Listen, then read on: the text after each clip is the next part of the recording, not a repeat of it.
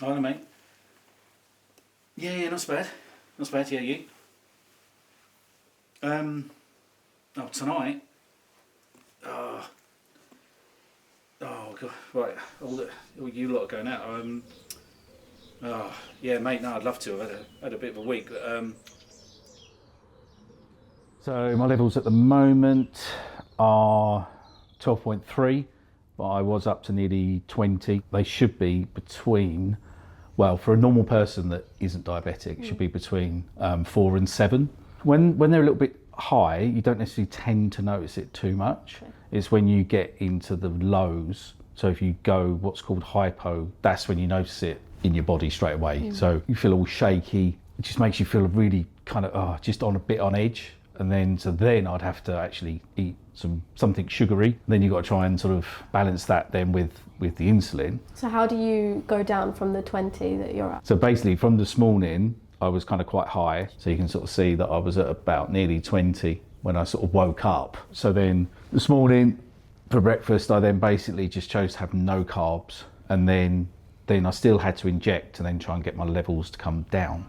So I had to give myself an amount of insulin that will get my level down, but then hopefully not too much. Yeah, I mean, depending on how much sort of, I mean, if I just literally went for a 10-minute walk, 15-minute walk, which is kind of good for anyone, it wouldn't really affect my sugar levels. But if I was to go on quite a long bike ride or go to the gym, it's one of those things that would actually affect you later on in the day. I might then give myself my normal insulin and then suddenly I'll just be crashing because the delay of my exercise has then affected my sugar levels from how it's released from my muscles from when I exercised earlier. So every 5 years I have to renew my driving license and I have to fill out a form every 5 years to renew my license to basically declare that I've not had any hypos that need help by a medical professional and they can have access to all my records. So, you know, there's been some times where I've literally had to pull over when you were younger and we'd be at a park or something, get in the car, I would check my levels, and if I was under 5, I was sort of 4 or something, then we'd have to wait. It's really annoying because it's called blood sugar level. Everyone just goes sugar, but it is actually about carbohydrates as well. So I've had it 17 years now, and I can't remember what it's like to not have it. Yeah, and like getting your head around that change must have been like really hard, especially when we were younger as well. Having a kid and adapting to that change in life, and then having another life change of your entire body is changing. Yeah, it's like it was quite time. Intense. Yeah, because like it truly is terrifying knowing that you have something that could really change your life if you don't treat it properly.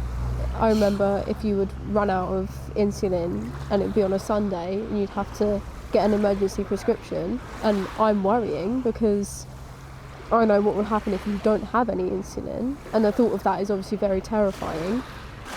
I just remember it always being there. It's sad to think about that you're never going to have a life where you don't have to deal with it. Even now, if I come down and be like, oh, do you want to go out somewhere, do you want to go for a drive? People are like, oh no, my levels are all over the place, I've got a hypo. And you just have to kind of sit with it, which is quite sad from my perspective, seeing that how much it affects your life and it stops you from doing things and going out to places. Or maybe stops like the time that we can spend together. If I want to go out somewhere and you're not able to,